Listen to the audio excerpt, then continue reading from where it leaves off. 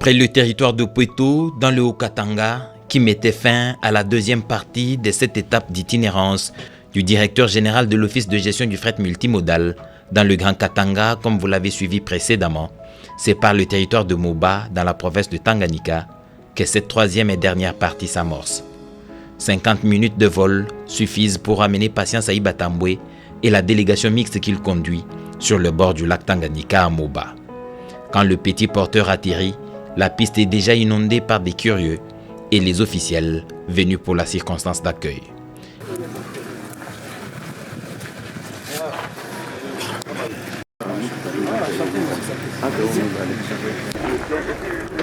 L'agenda est très serré. Seul cet avant-midi est consacré à ce territoire, car le gouverneur de province du Tanganyika, à Kalemi, attend le directeur général de l'OGEFREM en début de soirée.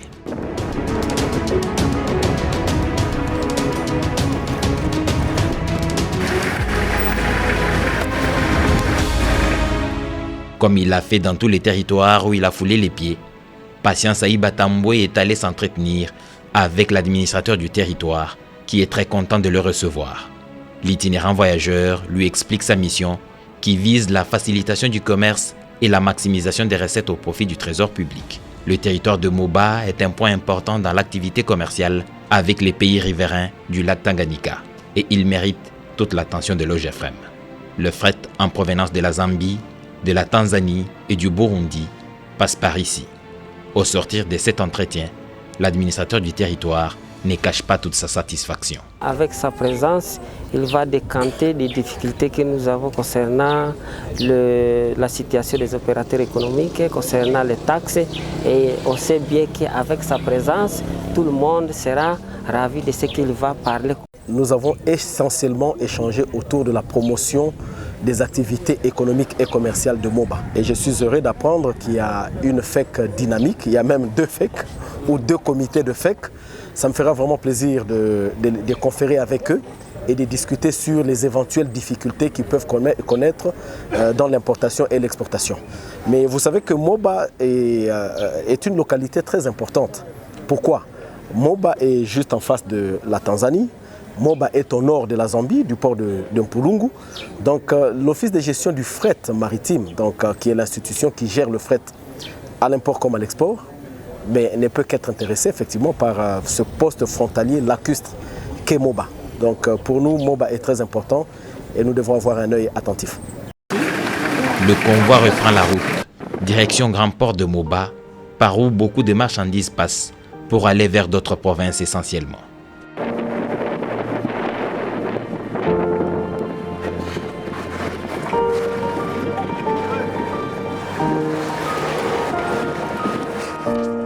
Sur place, les gens se sont accommodés avec le désordre, comme à beaucoup d'autres endroits d'ailleurs.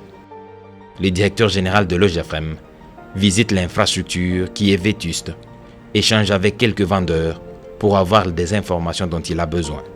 Un bateau est sur les quais, plein de marchandises embarquées pour Kalemi.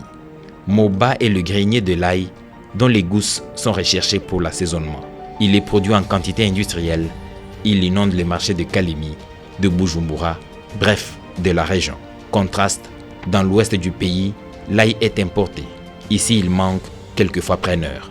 Le directeur général de l'OGEFREM, qui dans sa facilitation de commerce entrevoit d'organiser régulièrement des forats d'échange d'informations, devra s'y pencher. Sur cette rive, il y a un grand et un petit port. Entre les deux, il y a une bonne distance. Patience Ayiba Tambwe s'engage sur le chemin du petit port en faisant une petite escale au bureau local de la Direction générale de douane et accises pour échanger avec les agents et cadres auxquels se sont ajoutés ceux de l'Office congolais de contrôle OCC. La fiche électronique de renseignement à l'importation ferry, la fiche électronique de renseignement à l'exportation ferreux et l'attestation de destination AD sont des documents actuels exigibles pour tout mouvement de fret transfrontalier. Des inquiétudes émises par ces agents, on a quand même retenu l'insuffisance du personnel. Il y a des coins sur les rives du lac où il est noté une activité transfrontalière, mais où il n'y a pas une présence permanente des services. Les choses sont bien comprises par le facilitateur national du commerce.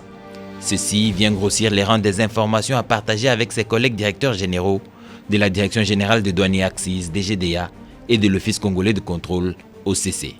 Et le périple peut donc se poursuivre. Au Petit Port, l'activité est assez importante. Plusieurs bacs témoignent de la régularité des allées et venues sur les lacs. Les commerçants présents sur les lieux sont intéressés. Ils accourent et offrent une occasion au directeur général de l'OGEFREM qui met en branle tout son talent de tribun.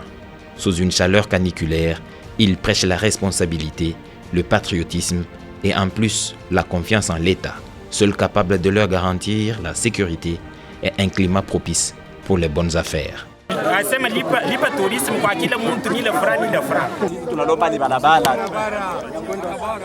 Ya kwenda Kalemi, ya kwenda Lubumbashi, ya kwenda Muliro. Make mvula ikinyesha kuishi. Wanakupatia document? Document tu unapewa ni tu ya kupewa unaenda jua kuna siku tatizo unaenda kufika. Document gani wanakupatia sasa wanakulipisha hivi? Wanatupatia une autorisation kama vile journal. Na unalipa 50,000. Ndio. Nalipa dile 50,000 ndio service yote tunakulana. Ceux qui réussissent à prendre parole fustigent le comportement des différents services qui riment avec les tracasseries. L'administrateur du territoire adjoint de Moba, chargé des questions économiques, qui accompagne Patience Aïba Tamboué, a tout entendu. La balle reste dans leur camp.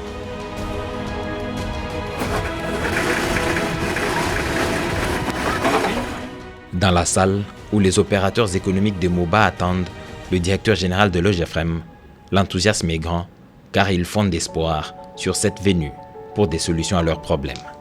Quand il s'élève et prend la parole, son premier réflexe est d'appeler ses partenaires à vouloir du bien de la République.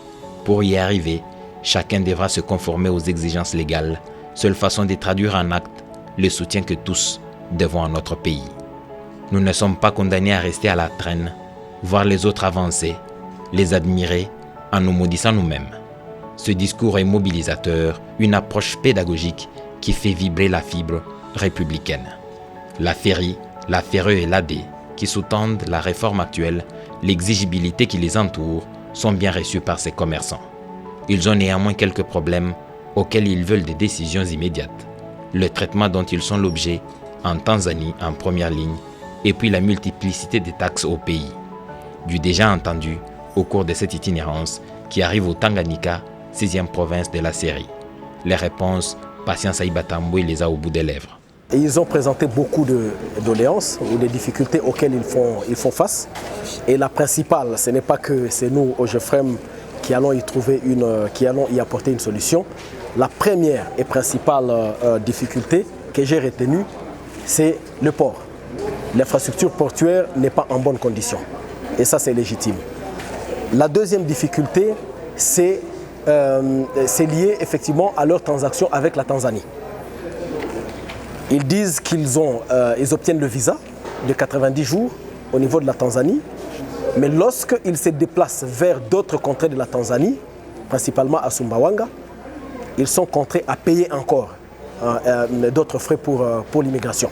Et ça, c'est une difficulté. La troisième difficulté, c'est maintenant à l'arrivée ici, à ce qu'on appelle le grand port et le petit port. Ils estiment qu'il y a beaucoup de tracasseries et que peut-être les frais de l'État sont élevés. Au niveau de l'OGEFREM, dans le cadre du comité de facilitation, nous allons analyser cette question, répertorier d'abord les frais qu'ils payent et voir dans quelle mesure nous allons assouplir si c'est légal.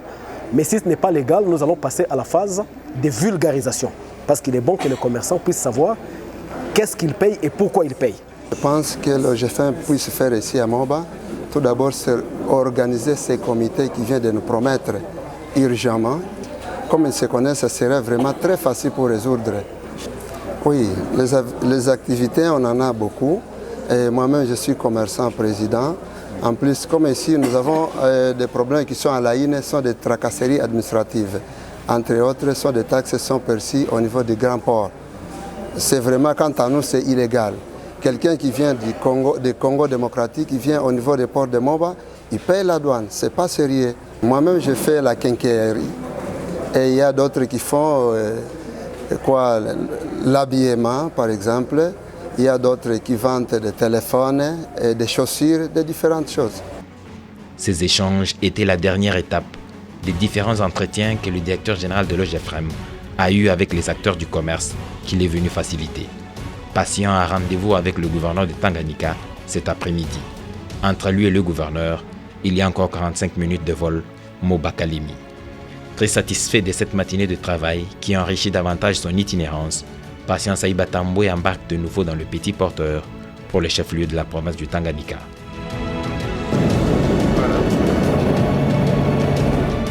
La ville est en pleine mutation.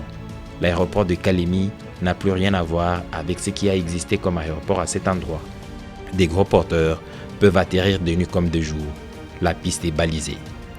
De nouvelles infrastructures aéroportuaires témoignent de la santé économique de la province et du dynamisme des autorités qui l'animent.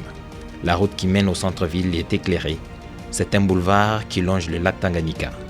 Les infrastructures d'accueil se mettent également au pas. L'hôtel qui reçoit la délégation est des standings modernes.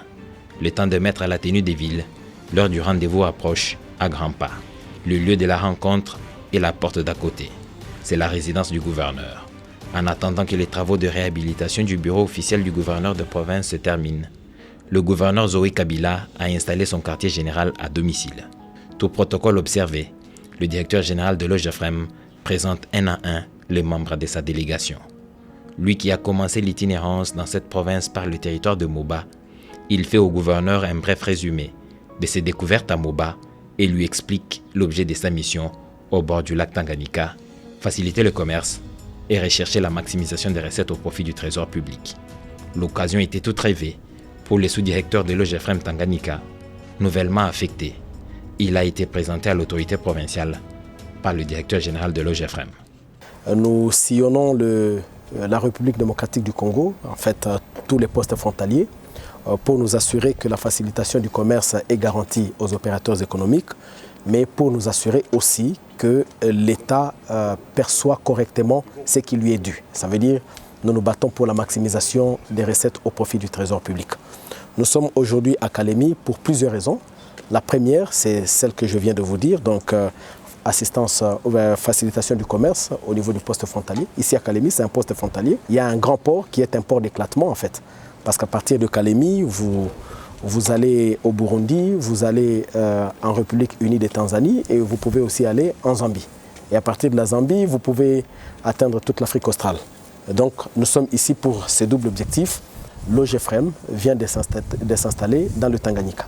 J'ai déjà muté un responsable ici au niveau de Tanganyika. Je suis donc venu le présenter à monsieur le gouverneur et solliciter de sa part l'accompagnement du responsable de l'OGEFREM ici dans le Tanganyika. Civilité terminée, Patient Saïba Tamboué et sa délégation reviennent à l'hôtel pour quelques minutes de mise en forme parce que la soirée est réservée aux opérateurs économiques. Les déclarants en douane et les services habituels de frontières, DGDA, OCC et bien entendu l'OGEFREM. Mais le temps est très court. La salle de réunion de l'hôtel est déjà bondée du monde. On ne fait pas attendre les partenaires, c'est un principe pour le directeur général de l'OGEFREM. De toute façon, ce n'est pas la première fois que les réunions se chevauchent au cours de cette itinérance. À chaque coup, Patient Saïba Tamboué s'en sort toujours bien. Il n'y a pas de raison que ce ne soit pas le cas cette fois. Devant ses interlocuteurs, les discussions sont très loin d'être apaisées. Le manager de l'Office de gestion du fret multimodal a repris sa rhétorique sur les fiches électroniques de renseignement à l'importation ferry, à l'exportation ferreux et l'attestation de destination AD. Les avantages de ces documents de traçabilité ne font l'ombre d'aucun doute sur leur pertinence. L'impact sur les recettes publiques, l'efficacité sécuritaire qu'ils garantissent et la transparence qui les accompagne mettent les opérateurs économiques et les déclarants en douane d'accord. L'État régulateur de l'activité économique est gagnant, les opérateurs économiques aussi. Le discours passe, mais il révèle une autre espèce de difficulté. Pour la première fois au cours de cette itinérance, l'Office congolais de contrôle OCC est pris à partie. Quand le directeur général de l'OGEFREM essaye de comprendre la pomme de discorde, les interventions des uns et des autres démontrent qu'il s'est agi d'un malentendu.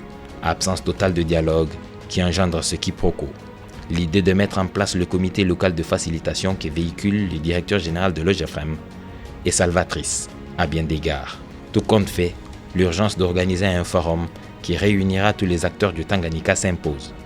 Patient Saïba Tamboué soutient l'idée et dans le cadre d'appui aux chargeurs, il promet d'en prendre la charge de l'organisation. Les préoccupations des chargeurs de Tanganyika restent multiples et vont pour certaines au-delà du champ d'action de l'Office. Problème d'information.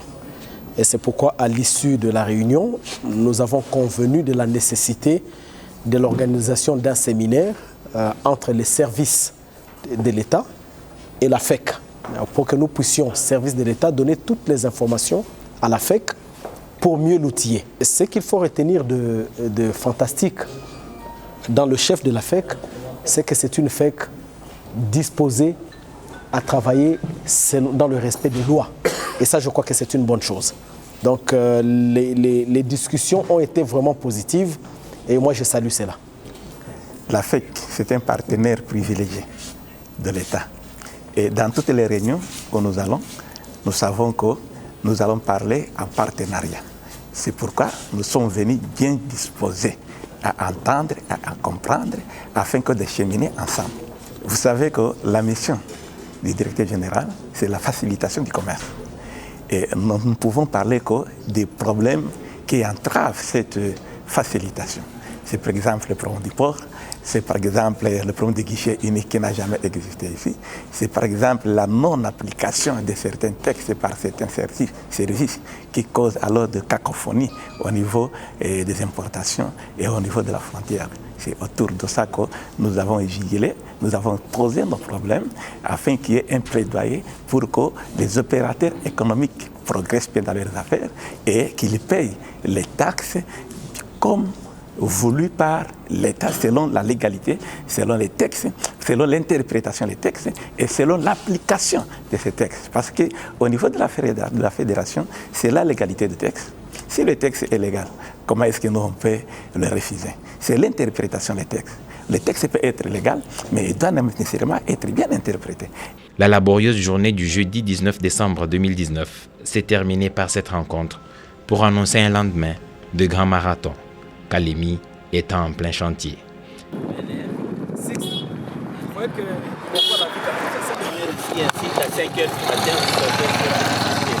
Surtout qu'il n'y a plus d'insécurité. Dès 8h vendredi, le convoi est sur la route en direction du port de Kalemi.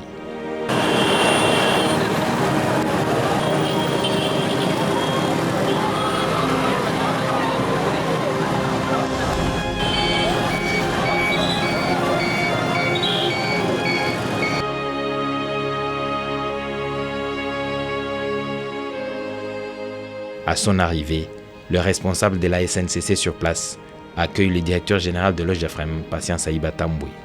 Vite, la visite du site s'enclenche. Sur les quais s'étale un bon nombre de bateaux. Certains ont jeté l'ancre voilà bientôt des mois, même des années. Ils encombrent les lieux et gênent sensiblement les mouvements d'autres bateaux. Les outils de manutention sont surannés. Leur mobilité est réduite et pas adaptée pour un trafic intense.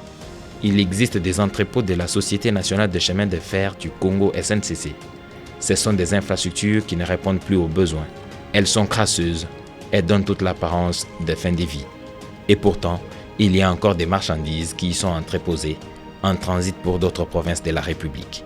Au regard de l'état de la situation, des inquiétudes peuvent naître, avec raison d'ailleurs.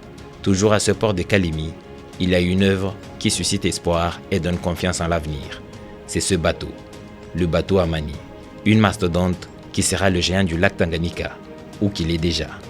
Avec ses 90 mètres de long, 17 mètres de large, 19 de hauteur utile, cet engin est doté d'une puissance hors pair dans la région. 4 moteurs de 1200 chevaux chacun, pour une puissance totale de 4800 chevaux.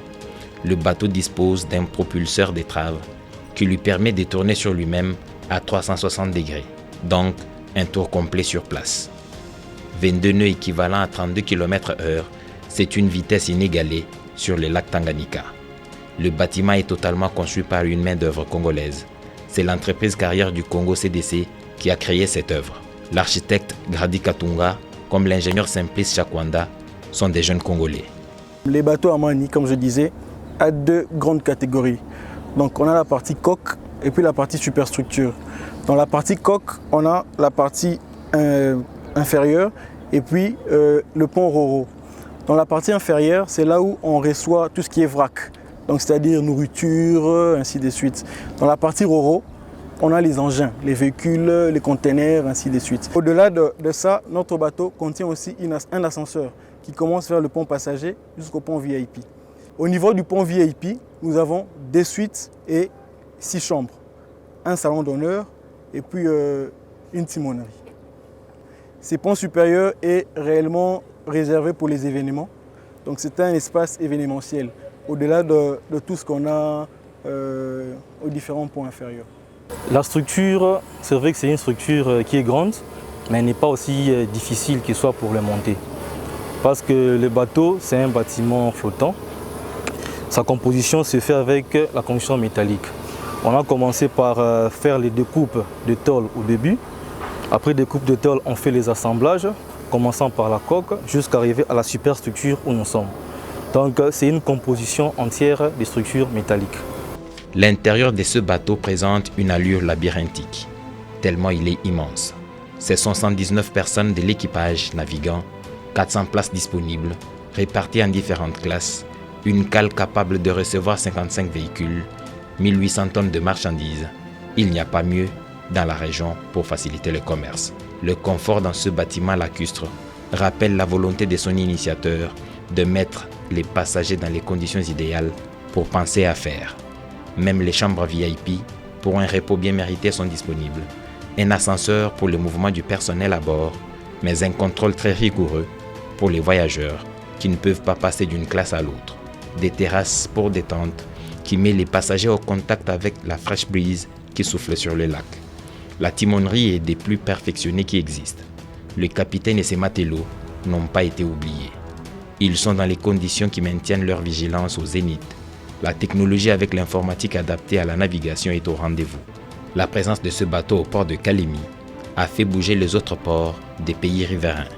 La Tanzanie, la Zambie et le Burundi s'activent pour la construction des quais, à même d'accueillir cette ingéniosité congolaise du lac Tanganyika.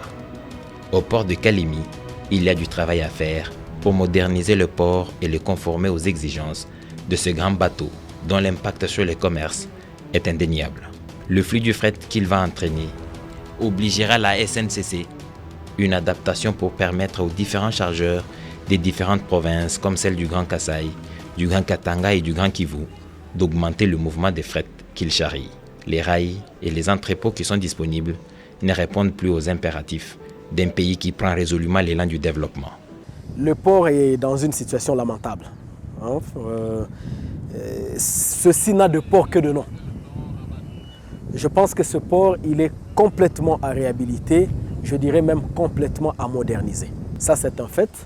Les entrepôts, pour ne parler que de cette composante-là, sont dans un état de dégradation suffisamment avancé. Je crois qu'il y a des travaux qui doivent être faits. Je ne saurais pas discuter déjà avec les responsables ici à Kalemi. Donc ce que je vais faire, c'est contacter mon collègue, le directeur général de la SNCC. D'abord que nous puissions réfléchir. Quelles sont les interventions que le GEFREM pourrait éventuellement faire pour soulager un tant soit peu les conditions particulièrement difficiles de ce port de Kalemi. Nous sommes en train de réfléchir, je crois que ça c'est une réflexion qui est encore embryonnaire, sur par exemple l'intervention en termes d'équipement de manutention, une petite retouche de quelques entrepôts ou carrément la construction d'un autre entrepôt. C'est autant de possibilités. Nous avons annoncé l'opérationnalité ici à Kalemi ou dans le Tanganyika du comité de facilitation du commerce.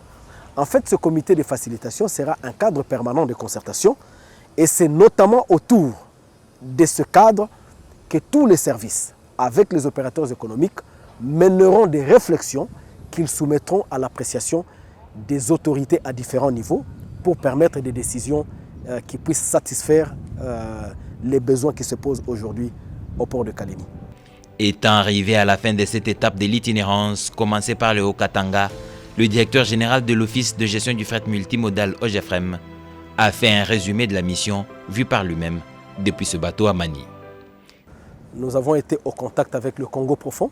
Nous avons commencé cette deuxième étape de notre itinérance par Lubumbashi, dans le Haut-Katanga. Ensuite, nous avons visité le poste frontalier de Kipushi. Après, nous avons été à Likasi, à Fungurume, à Kolwezi. Et nous nous sommes ensuite rendus à Dilolo, à la frontière entre la République démocratique du Congo et l'Angola, et où il y a aussi une gare ferroviaire. Nous avons, après cela, visité le poste frontalier de Kasenga. Mais aussi, nous sommes allés à Kasumbalesa, qui est vraiment, pour le moment, je peux considérer ce poste frontalier comme l'un des postes frontaliers les plus troubles du pays. Nous avons, après Kasumbalesa, visité le poste frontalier de Mokambo. Après Mokambo, nous avons été à Sakania. Après Sakania, nous avons visité Puerto. Après Puerto, nous avons été à Moba. Et aujourd'hui, nous sommes à Kalemi pour boucler cette deuxième étape de notre itinérance. Sans compter évidemment les visites auprès de plusieurs chargeurs, dont notamment la ferme Espoir à Lubumbashi, ou disons à Kashamata, plus précisément, et à Kimono. Nous avons visité aussi Hyper Psaro. Nous avons visité à quelques encablures de Puerto en ville mining. À Fungurume, nous avons visité Tenke Fungurume Mining. Bref, je pense que ça a été un véritable parcours du combattant.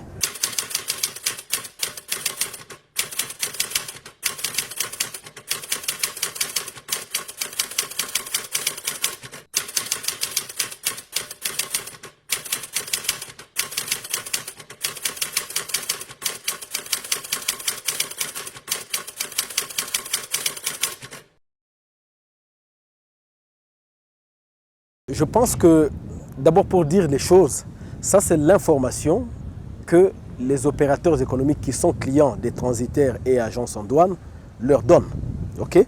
C'est pourquoi vous avez suivi. J'ai mis en place une commission qui sera présidée par le directeur régional de l'OGFREM pour le Grand Katanga et le Grand Kasaï, qui va conduire quelques agences en douane et quelques transitaires en Zambie, où il y aura une réunion avec notre mandataire au niveau de la Zambie pour qu'on puisse premièrement vérifier cette information-là.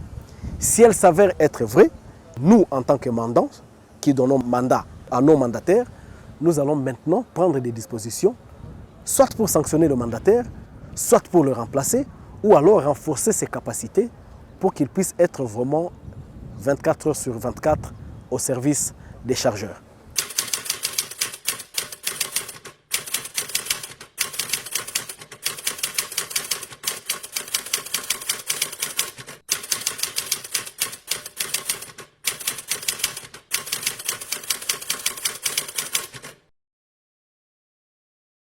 L'OGFREM, pendant longtemps ou pendant un temps, a été un tout petit peu loin des chargeurs dont il est conseil, dont il est syndicat.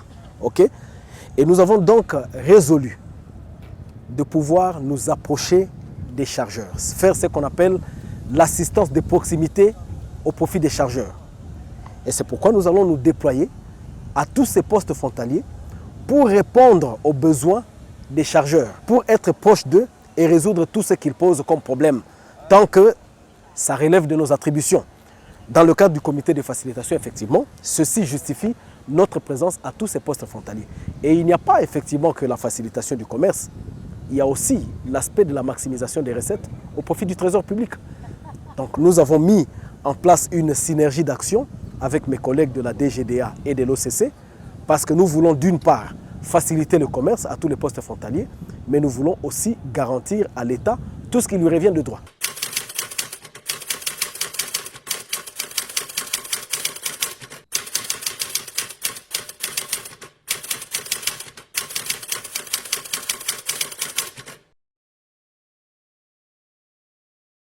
Partout où nous sommes passés, et je crois que vous en êtes témoins, les opérateurs économiques, les agences en douane et les transitaires comprennent très aisément la pertinence de l'utilisation de ces documents de traçabilité du fret congolais, que sont la FERI, la FERE et l'attestation de destination.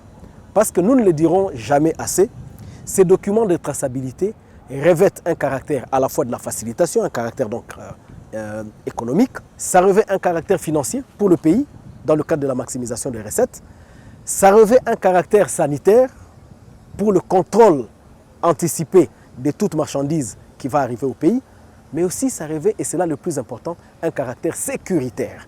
Nous sommes un pays meurtri par des guerres à répétition pendant plus de 2 décennies. Il y a un comportement que nous ne pouvons pas nous permettre. Nous ne pouvons pas nous permettre qu'une marchandise arrive sur nos territoires sans être contrôlée ou identifiée à l'origine. Nous ne pouvons pas nous permettre cela. Donc, ce caractère sécuritaire est très important et je profite de votre micro pour insister sur cette question-là. Et je pense que le niveau d'appropriation, il est au-delà des attentes de l'OGEFREM. Et pour ça, en tout cas, je profite de ce micro pour féliciter les opérateurs économiques du Grand Katanga, ainsi que les agences en douane et les transitaires qui font leurs opérations de dédouanement.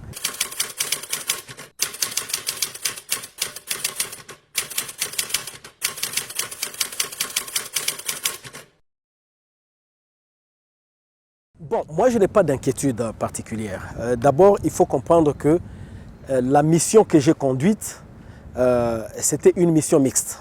Donc nous étions une délégation mixte DGDA, OCC et OGEFREM.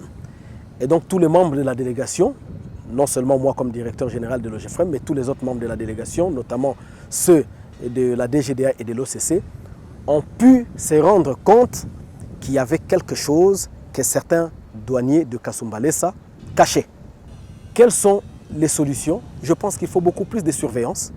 Et comme je le prêche, c'est la synergie d'action.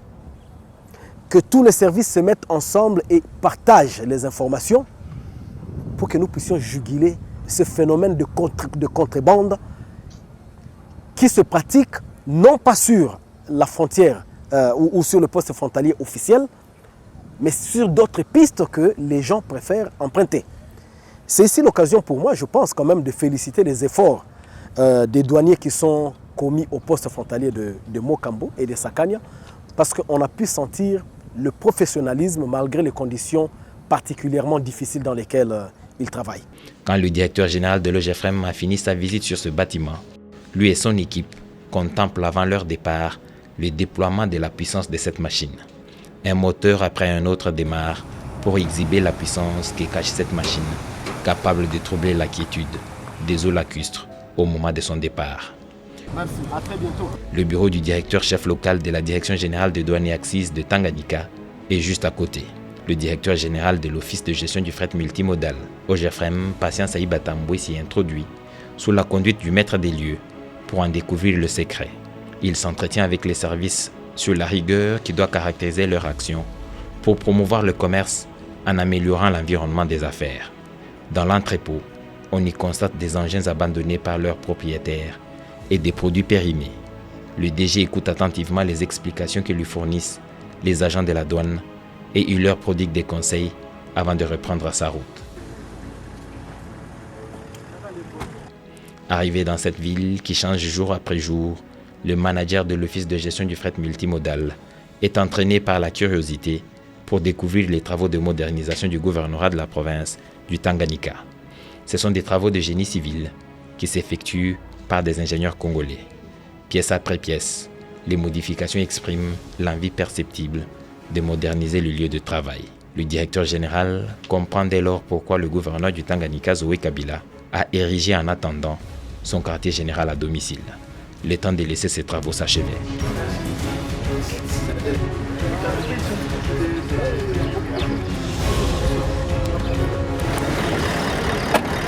Avant de mettre à jour son lieu de travail, Zoé Kabila a commencé par celui des honorables députés provinciaux, qui disposent à ce jour d'un édifice répondant aux exigences des assemblées délibérantes modernes.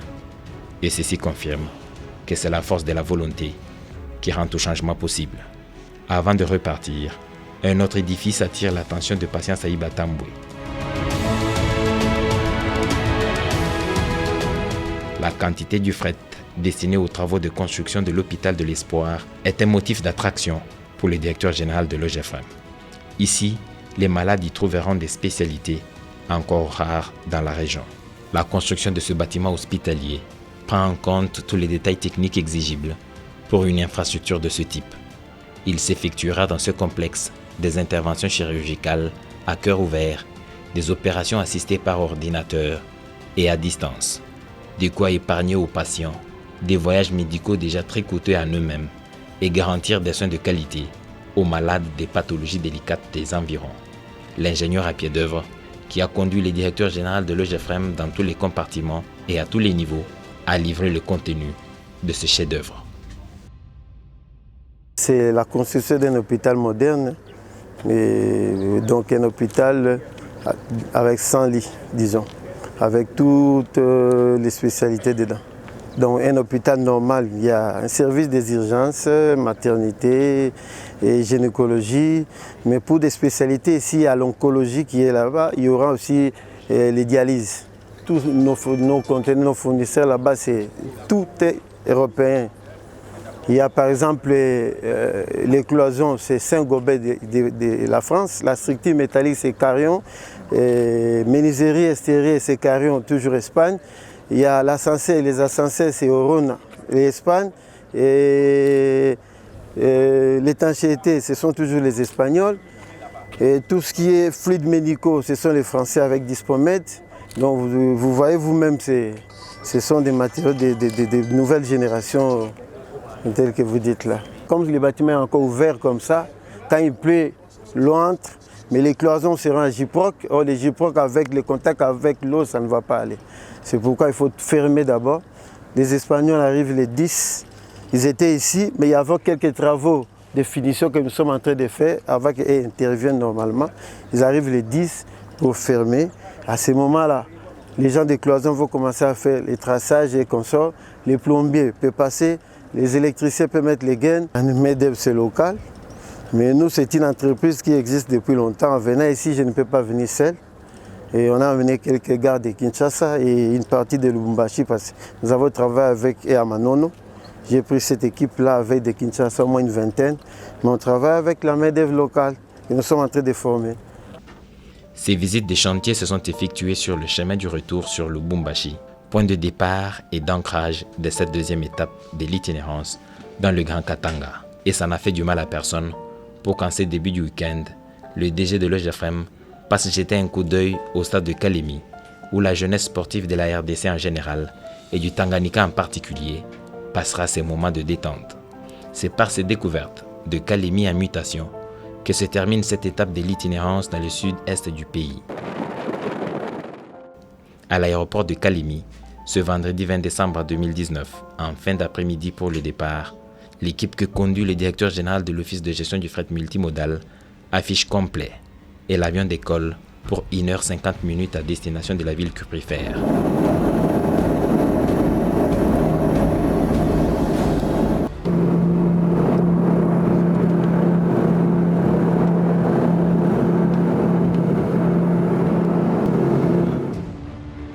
Lorsqu'on y arrive, le soleil est couché depuis quelques minutes.